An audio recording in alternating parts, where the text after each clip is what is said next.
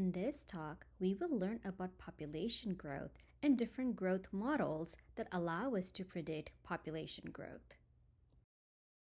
Population ecology is the study of how biotic and abiotic factors can influence different parameters of a population.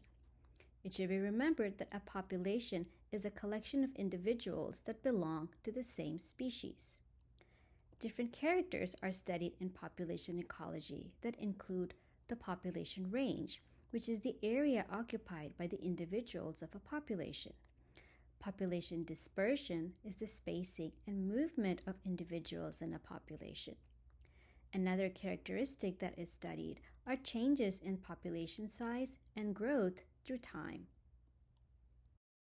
The size of a population can be determined by different factors, which include birth, death, immigration, which is the entry of individuals into a population, and emigration, which is when individuals leave a population.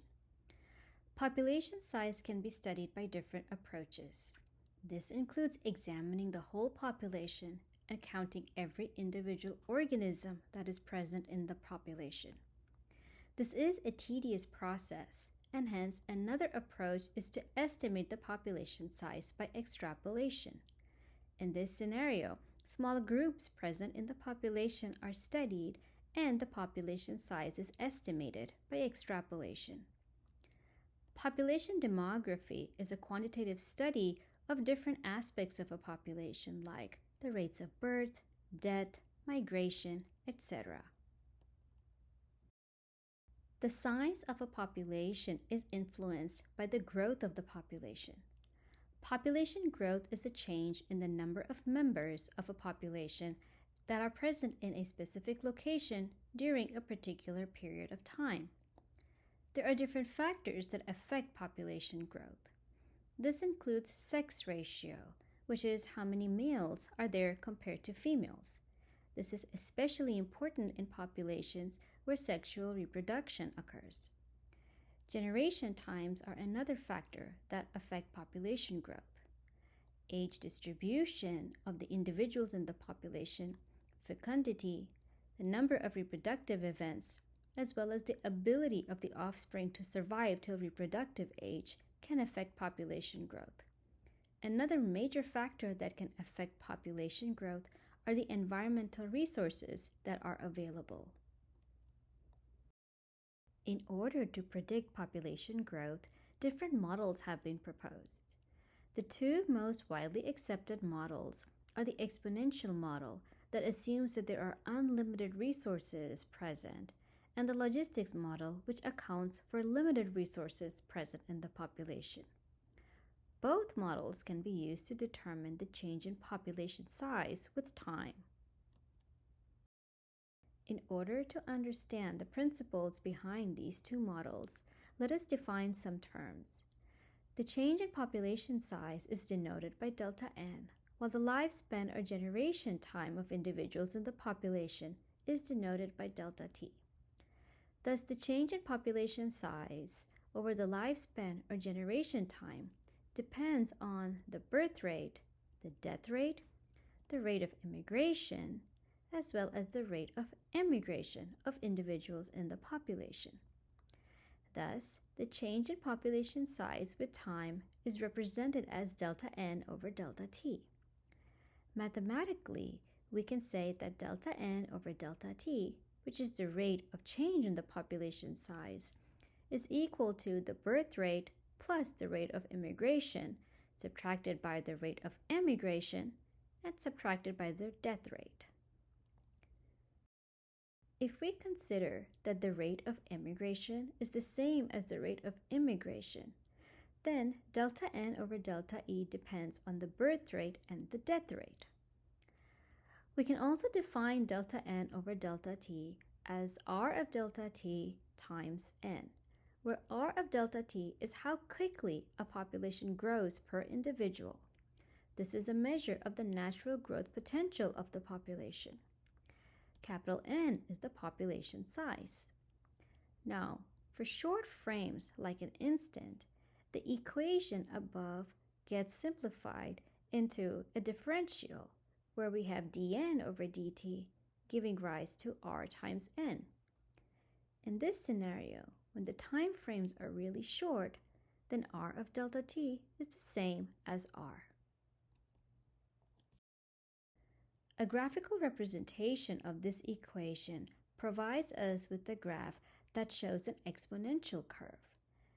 This denotes that the population exponentially increases when there are unlimited resources available. For example, when organisms occupy a previously uninhabited habitat, then since there are not that many of them and the resources are very abundant, they are in a scenario where there are unlimited resources, and in such situations, they will show exponential growth.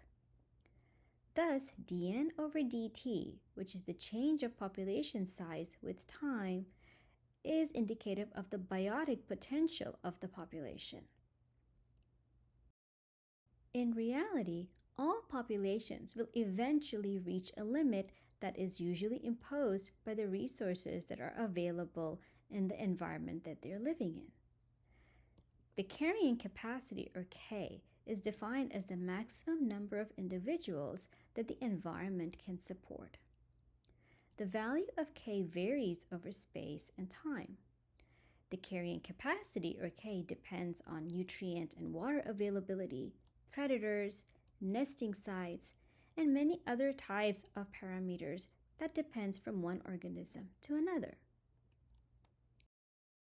The logistic model accounts for the carrying capacity of the environment. In order to account for the carrying capacity, certain modifications had to be performed to the original equation. This includes accounting for the number of additional individuals that the environment can support. This is normally given by k minus n. Additionally, the fraction of the carrying capacity that is available for population growth is given by the mathematical formula written here. Thus, the rate of change in population size, which accounts for the carrying capacity, is given by the equation below.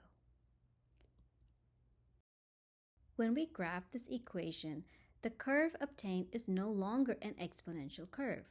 Instead, it results in a sigmoidal curve. This curve indicates that as the population size reaches its carrying capacity, the rate of change approaches zero, which basically indicates that the population stops growing or slows down. Thus, we have two models of population growth. The exponential growth model assumes that there are unlimited resources available, and in such scenarios, the population shows exponential growth. The logistic growth model, on the other hand, assumes that resources can be limited in the environment, and in such scenarios, we observe a sigmoidal curve. The logistic growth model allows us to make some predictions based on the carrying capacity. For example, if n, which is the population size, is less than k, then the population grows, and we're able to see more birds occurring in that population. And it keeps growing until it approaches k. Now, as n approaches k, the growth slows down.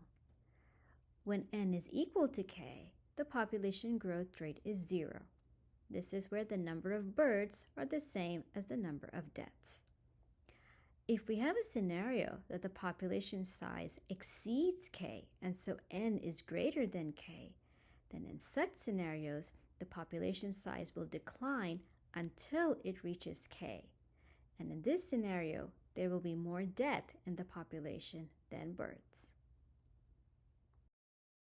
There are different factors that can regulate population growth. Some of these are density dependent. Density dependent factors are those that affect the rate of population growth due to the size of the population.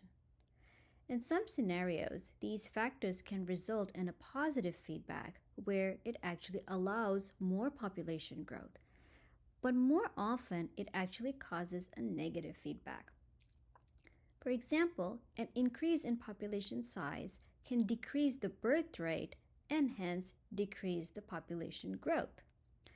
In such scenarios, we are able to see that when the population density is low, we see high birth rate. But once the population density becomes high, the birth rate drops and is low. This could happen because there are not many resources available when there is a high population density. This results in poor nutrition, and the reproduction is reduced considerably due to the poor nutrition. Another reason that the population size can negatively impact the population growth is due to an increase in the death rate. In such scenarios, when the population density is high, the death rate becomes high too. This slows down the population growth. A scenario is where, once again, there are not many resources available, which results in poor nutrition. Organisms tend to starve, and in some cases, they can become more aggressive towards one another, and hence they can kill one another. In addition to density-dependent factors, there are also density-independent factors that can regulate population growth. These are factors that are unrelated to the size of the population and are usually able to limit the rate of population growth.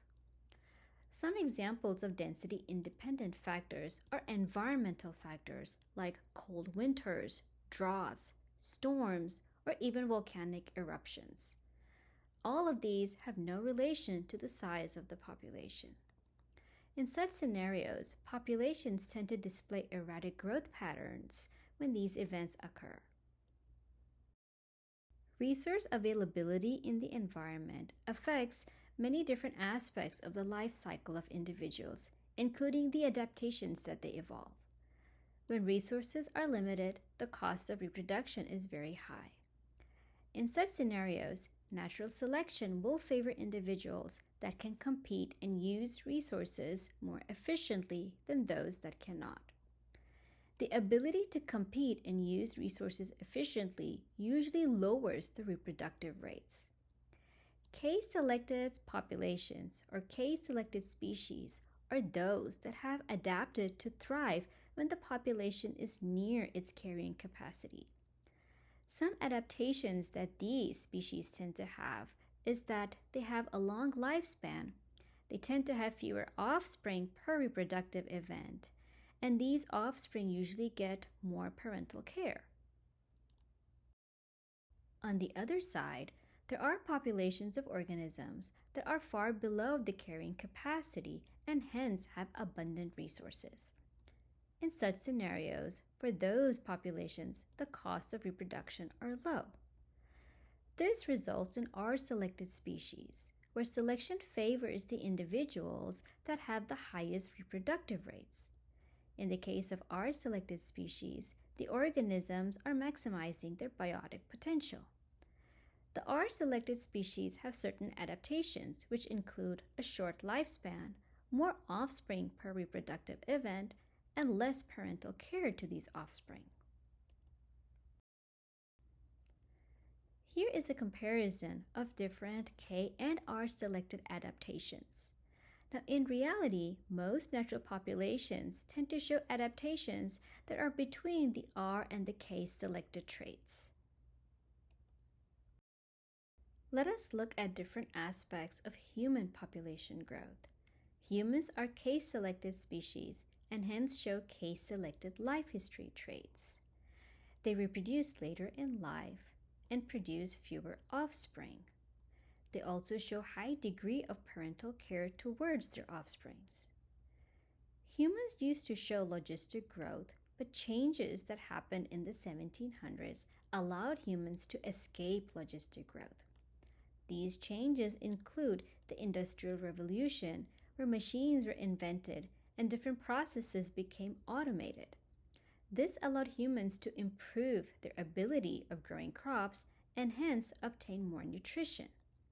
There were also significant advances in public health that reduced the mortality in people. Hence, human populations now grow exponentially. The birth rate has not changed a lot, but the death rate has reduced dramatically. The population growth in humans can be predicted using a population pyramid. A population pyramid is a bar graph which displays the number of people of each sex that are present in each age category. Triangular pyramids are those that show that the population is expanding. In this case, we are able to see more individuals at the base of the pyramid, which are where the younger age groups are, and we can see a tapering occur as the age group increases, generating the appearance of a triangle. On the other hand, we can have a pyramid that's bulging in the middle with a narrow base. In this case, there are lesser individuals of the lower age groups, and in the in-between age groups, we can see more individuals present. In this scenario, the population is actually shrinking. On the other hand, if we have a population pyramid that has a rectangular appearance that tapers at the top, it indicates that the population is stable, and hence we don't anticipate huge population growth.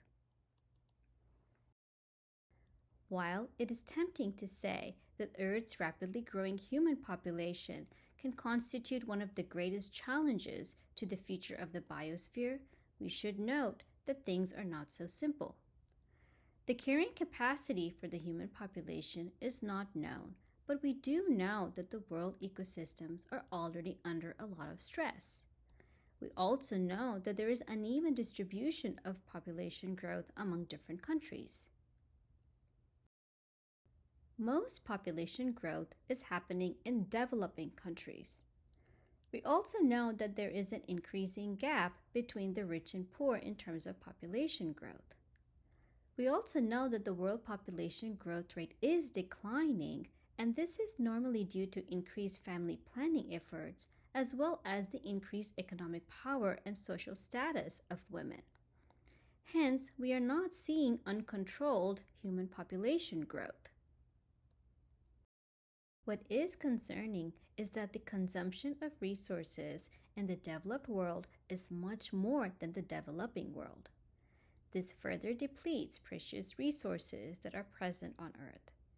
It is estimated that the wealthiest 20% of the world's population consumes 86% of resources and produces 53% of carbon dioxide emissions. On the other hand, 20% of the poor countries are responsible for consuming 1.3% of resources and produce 3% of carbon dioxide emissions. This disparity must be taken into account, and steps must be taken to reduce the consumption of developed countries to have more sustainable ecosystems in our biosphere. With this, we come to the end of our talk, where we learned about population ecology and characteristics of populations. We learned about factors that affect the population size and growth, and learned about two different models that are used to study population growth. We also learned about adaptations of K and R selected species, and had a glimpse on human population growth.